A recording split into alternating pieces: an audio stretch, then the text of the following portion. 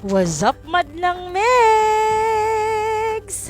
For today's video mga Megs, ubanay ko ninyong manguha og kamunggay og mga lamas sama sa tanglad og banpang mga lamas nga naa diri sa amo ang garden.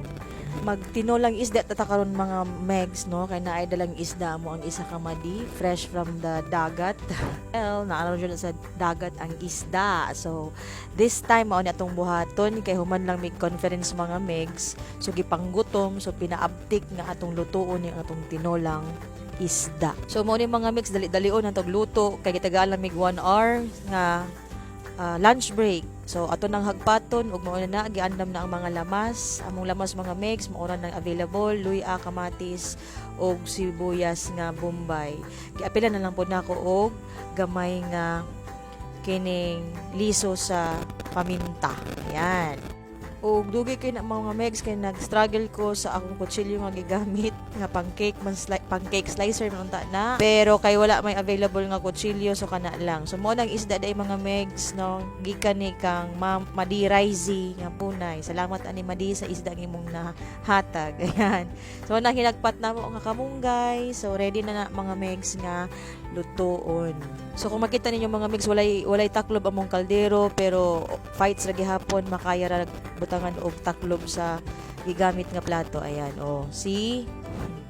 So mao na siya mga Megs, nimbukal naman kay nagdali-dali na gipanggutom ng mga katawhan sa kalibutan. So mao na siya mga Megs, gilunod na nakog pinaabtik.